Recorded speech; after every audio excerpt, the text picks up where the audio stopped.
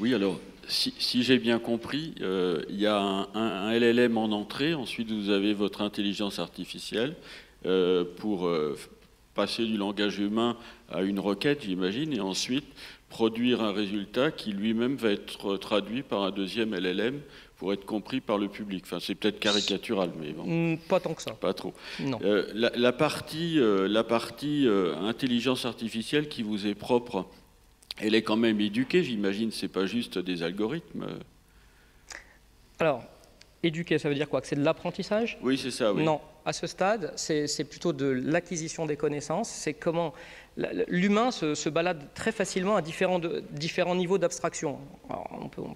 La machine, c'est plus compliqué. Alors, on peut avoir des termes pédants de graphes de connaissances, ontologie, etc. Mais c'est ce genre de choses. C'est comment la machine peut-elle se balader, comprendre que si on lui dit si ça se trouve, ça n'existe pas du tout le missile SAM-7, hein, mais voilà, en tout cas, que SAM-7 c'est un missile, c'est une sorte de missile, c'est qui est une sorte de machin, et donc pouvoir que l'analyse puisse requêter de façon simple, parce qu'il n'est pas forcément bilingue en langage d'ontologie, puisse requêter en langage naturel et avoir très vite une réponse de la machine. Donc notre intelligence, elle va se situer là dans un premier temps. Ça, c'est la version 1. Mais effectivement, la version 2, c'est de pouvoir découvrir des nouvelles, comment dirais-je, des nouveaux patterns pour pouvoir les proposer et après les inclure, effectivement, des nouveaux concepts finalement. Après validation experte. Voilà, c'est ça la boucle. Mais aujourd'hui, on n'en est pas là dans ce qu'on délivre aujourd'hui opérationnellement. Et vous faites partie des sociétés protégées qui ne peuvent pas être acquises par n'importe quel État dans le monde, etc. ou pas? On est plutôt en position d'acquéreur. Non, mais je veux dire, l'État français ne verrouille pas? Bon, manquerait plus que ça. Non. Ah bon? Non. On a des bonnes relations avec l'État français, en revanche.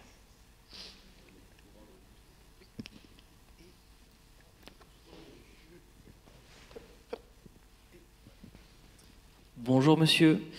Jean-Baptiste Noé tout à l'heure nous disait qu'il y avait un risque de biais dans l'analyse géopolitique, etc. Comment vous gérez justement le biais qui peut apparaître dans la programmation? Comme on voit ChatGPT, on a l'impression que c'est un libéral-démocrate de Californie quand on lui pose des questions. Vous, de votre côté, comment vous gérez cette partie vis-à-vis du biais dans la réponse de la machine? Alors, juste une précision, le LLM qu'on utilise, c'est pas nous qui le construisons. Hein. Donc là, le côté biais du LLM ne nous regarde pas, entre guillemets. Hein. On a des assurances, des partenaires. Bien sûr, il y a les cas, il y a toujours les questions classiques de biais des données, mais justement, comme nous, dans un certain nombre de cas d'usage, ce n'est pas de l'intelligence artificielle des données. Hein. Donc, typiquement, dans ce que j'ai, par exemple, pour les rotations des compagnies aériennes, c'est pas de l'apprentissage. Il n'y a pas des données à partir desquelles on apprend. C'est de la planification. C'est plutôt les vacances que l'enfant qui apprend un chien, un chat. Hein. Donc là, il n'y a pas de biais. Il n'y a pas de biais. Là où il peut y avoir... Alors, c'est vrai que quand j'ai parlé de règles humaines, là, il y a les biais humains, ça c'est clair, mais il y a aussi les biais, vous avez tout à fait raison, il peut y avoir les biais qui reflètent les biais qui sont dans les données. Mais ça, bien sûr, tout ça, c'est par itération entre la machine et l'humain qu'on va essayer d'éliminer mutuellement les biais. Mais bon, ça reste encore... c'est un processus, quoi. Merci.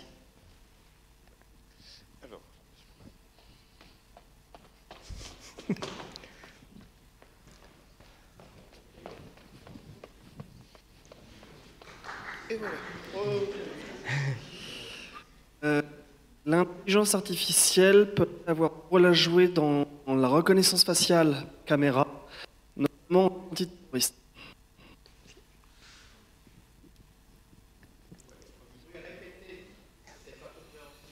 Est-ce que la reconnaissance faciale peut être utilisée dans la reconnaissance faciale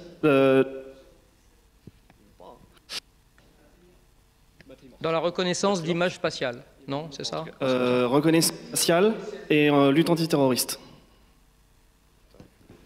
Ah, de lutte antiterroriste. Alors, deux choses. La reconnaissance d'images, ça c'est clair. Hein. Il y a des entreprises qui font ça, y compris en France. Il y a une entreprise très connue qui s'appelle Preligence qui fait ça. Maintenant, alors nous, c'est pas du tout notre spécialité, hein, d'ailleurs, la reconnaissance d'image. Hein. Nous, vous avez compris, hein, on va intervenir dans des domaines où il va y avoir des couches sémantiques, parce que pour pouvoir avoir cet échange avec l'humain, la reconnaissance d'image, c'est pas du tout notre spécialité. Maintenant, est-ce que, bien sûr, la reconnaissance d'image, est-ce que la reconnaissance d'image spatiale peut être utilisée dans la lutte antiterroriste? Je n'en sais rien.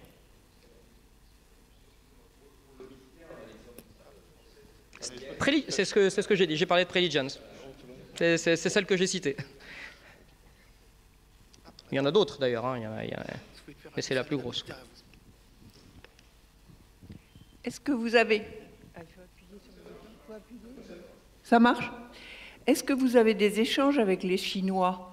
Parce que les Chinois ont une perception du monde qui est totalement différente de la nôtre.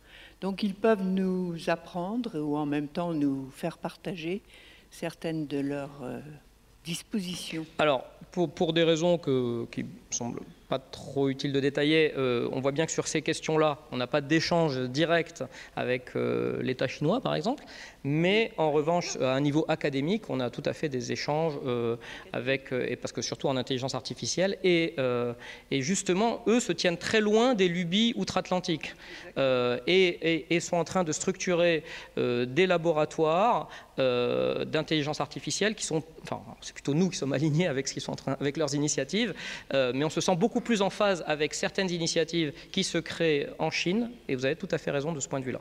Oui.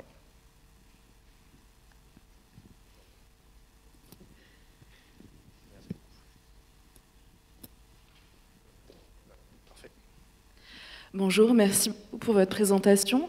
Alors, j'ai beaucoup apprécié que vous mentionniez la considération que vous avez pour le travail de l'analyste et la question de l'articulation avec l'expertise qui prime.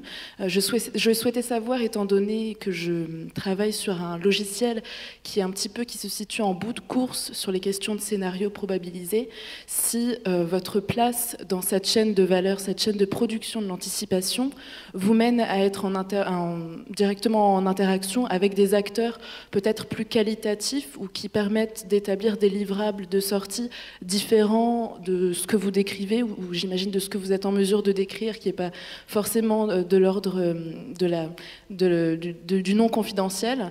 Donc voilà, je souhaitais savoir comment vous vous positionnez par rapport à la densité qualitative qui est recherchée dans les rapports d'anticipation aujourd'hui, si vous êtes plutôt dans juste le côté émission de données brutes, ou alors si vous êtes en interaction, vous mentionniez d'autres startups pour donner plus de densité à la donnée. J'espère que ma question est elle est peut-être claire, mais je ne l'ai pas comprise. Mais oui. Je vais essayer de répondre quand même. Hein. C'est comme Georges Marchais. Hein. Voilà, je vais vous donner une réponse. Voilà. Mais, alors, oui, dans la plupart des produits dans lesquels nous embarquons notre intelligence, notre volonté est de faire intervenir l'expert à plusieurs niveaux. Alors j'ai expliqué comment en amont pour guider la recherche de la machine, bon ça d'accord. En aval pour valider effectivement les sorties, parce que souvent on essaye de proposer non pas une recommandation, mais plutôt une recommandation et une explication, et encore mieux si c'est multi-objectif. Par exemple, je vais donner un exemple totalement au hasard. Si je dois organiser le déplacement d'une flotte de navires avec un objectif de consommation de CO2, de coûts, de réduction de coûts, que sais-je, donc multi-objectif, on va essayer de fournir à l'expert, en tout cas au décideur, plusieurs scénarios dans lesquels là, ben voilà, le coût, voilà comment il est optimisé, voilà le CO2, comment il est optimisé, le scénario 2, le scénario 3, avec à chaque fois des explications pour justement que le décideur en bout de course puisse prendre sa décision avec des éléments différents. Voilà. Je ne sais pas si c'est du tout la question, mais c'est en tout cas, voilà, c'est ça. Oui, exactement. Pour compléter, effectivement, c'était pour comprendre, en dehors de la valeur ajoutée que vous avez tout à fait bien démontré, la distinction dans le cycle du renseignement, là vous pourriez vous positionner par rapport à la phase de collecte, la plus-value que vous venez de décrire en termes analytiques, finalement. Alors, la collecte, c'est pas nous du tout. Hein. Oui, bien sûr. Voilà. C'était pour mieux vous situer de ce point de vue-là. Complètement. Merci, c'était très clair. Merci beaucoup. Oui, bonjour monsieur, là-haut, tout là-haut.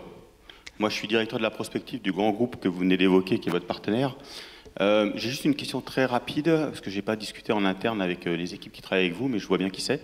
Est-ce que vous envisagez d'utiliser, ou vous le faites peut-être déjà, la simulation pour muscler vos IA, et notamment pour aussi challenger peut-être l'expertise humaine Bien et sûr. limiter les biais cognitifs? Oui, tout à fait. Et notamment, toujours l'expertise humaine, je le répète, hein, mais c'est vraiment un point de départ. Alors, dans tout ce qui est combat collaboratif, typiquement, et donc il y a des gens chez vous qui sont très bien placés pour le savoir, on va pouvoir justement utiliser la simulation pour découvrir... Non pas pour implémenter la doctrine, parce que là, bon, c'est pas forcément extrêmement utile, hein, parce que par exemple sur le terrain terrestre, j'ai envie de dire, la doctrine elle est assez simple, hein, celui qui est le plus à gauche tire le plus à gauche, celui à droite le tire le plus à droite, et au milieu il tire au milieu. Bon, voilà. Bon, alors on se dit, il y a peut-être la machine justement dans des environnements de simulation peut-être trouver en analysant le comportement des adversaires et dans des environnements de simulation, trouver des choses qui sont effectivement des comportements qui sont des tactiques qui sont meilleures que celles qui sont aujourd'hui utilisées. Donc ça, c'est très utile.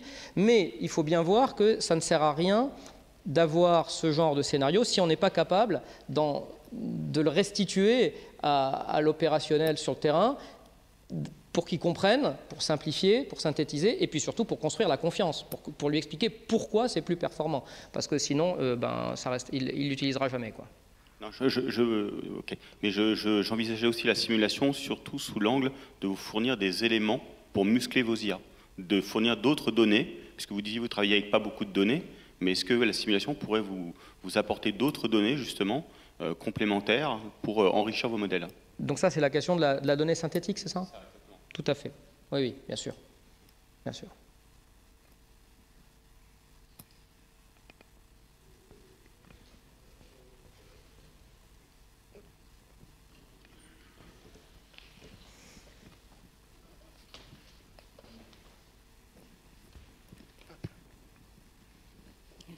Bon, pardonnez-moi si je dis quelque chose de très stupide, parce que je n'ai absolument pas la culture qui me permet de comprendre vraiment ce que vous avez expliqué.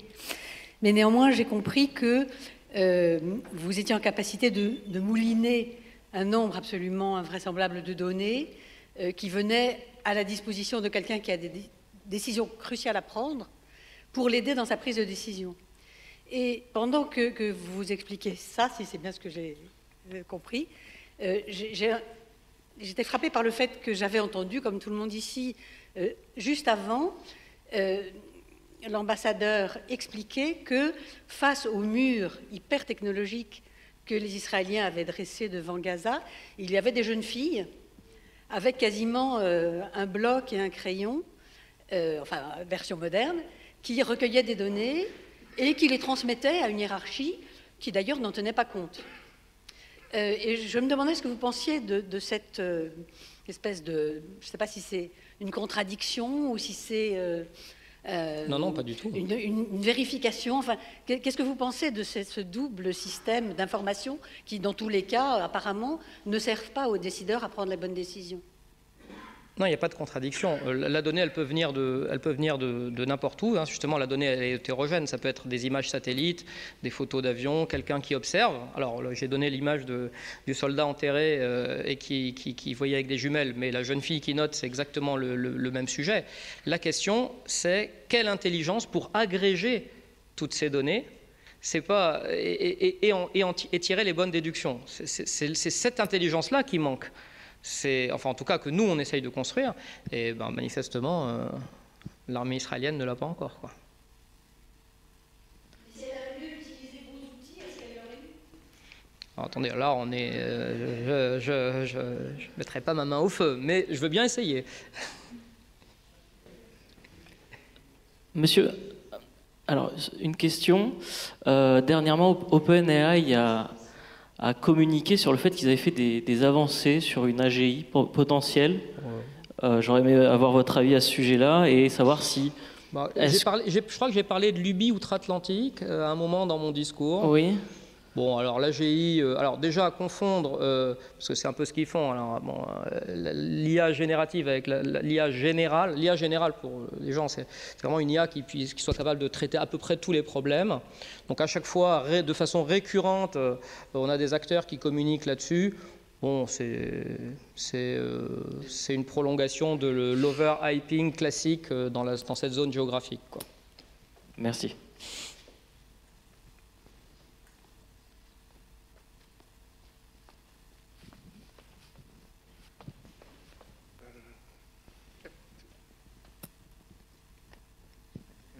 Merci beaucoup, c'est très intéressant.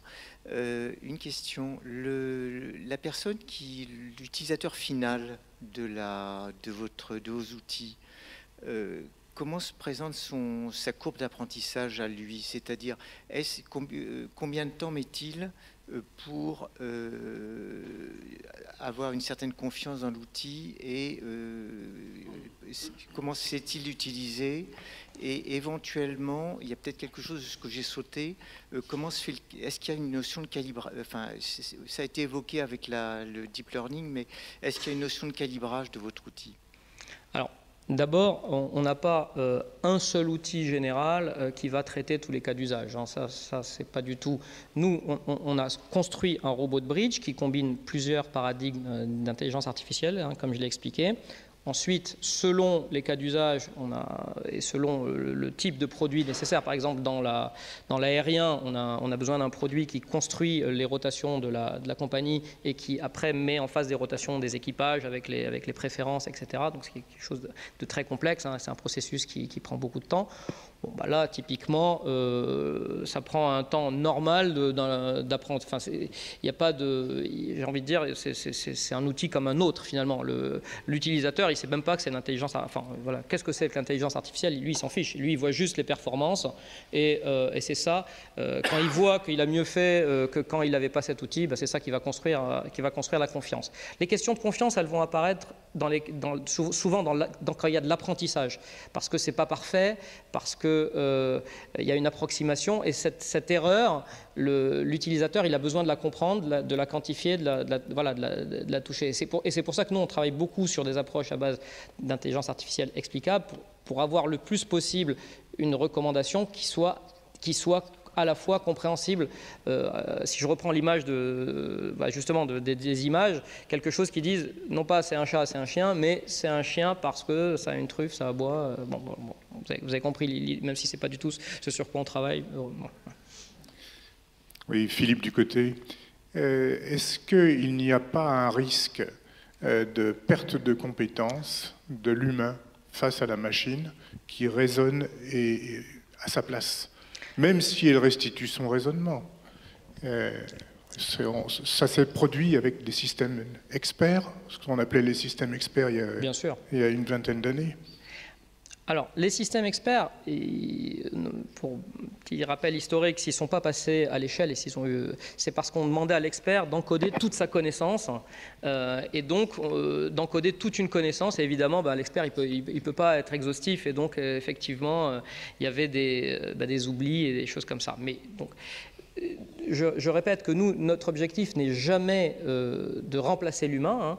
Donc c'est toujours justement d'être en aller-retour, mais plutôt de l'augmenter, hein, plus que de le remplacer. C'est pour ça que cet aller-retour, il est très important entre la machine et l'humain, parce que pour que la confiance se crée, mais aussi pour que la compétence ne se perde pas. C'est très important. Alors après, si je prends comment dirais-je, l'exemple du bridge. Alors, c'est moins stratégique que ça, mais quand on regarde le challenge AlphaGo, à la fin du challenge, Farid qui est là est bien placé pour savoir, le grand champion coréen qui perd contre AlphaGo a abandonné le Go après en se disant voilà, maintenant ça ne sert plus à rien, il y a une machine qui joue à ma place. J'ai beaucoup de fierté quand je vois que parmi les champions que nous avons battus, il y en a plusieurs qui m'ont demandé d'avoir accès au robot, justement pour pouvoir s'entraîner contre lui parce que la grosse différence, c'est qu'au Go, la machine est meilleure et en plus n'explique pas, ça demande des grandes analyses, des analyses complexes pour comprendre pourquoi il a fait ce coup-là. L'avantage de notre outil, c'est de pouvoir dire il a fait ça et voilà ce qu'il avait en tête au moment où. Donc, j'aime à penser que ça le rend plus intelligent et ça ne lui fait pas perdre de la compétence.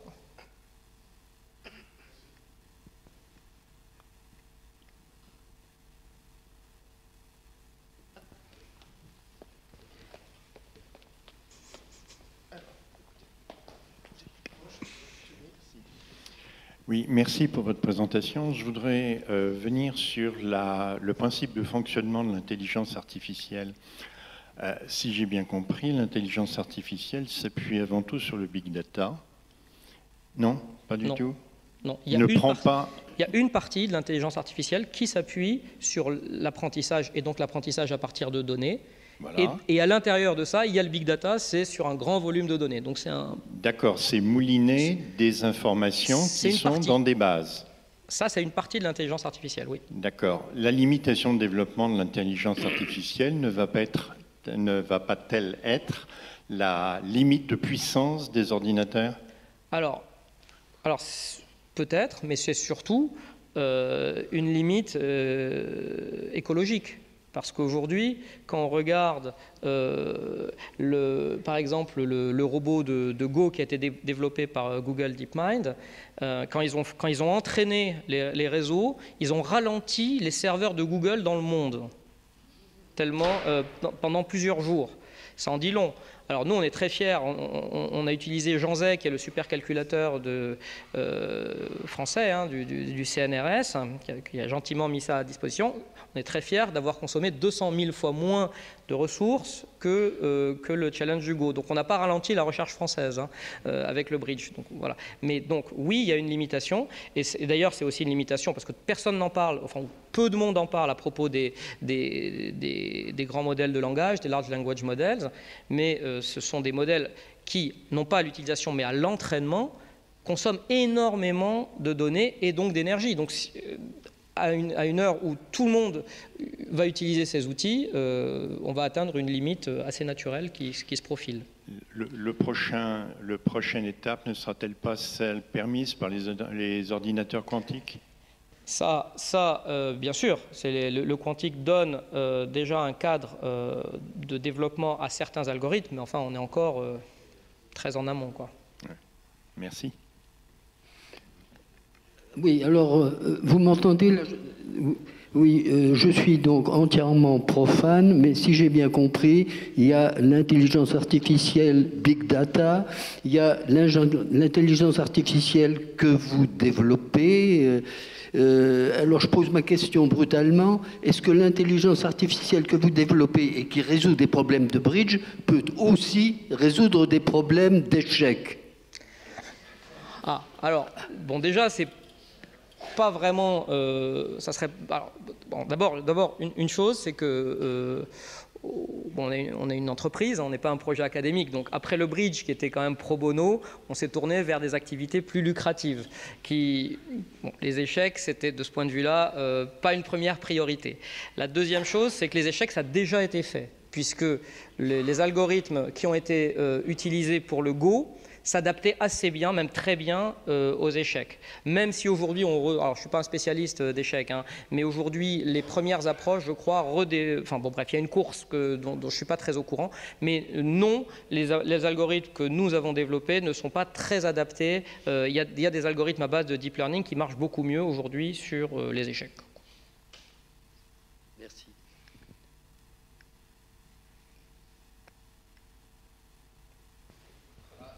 خلاص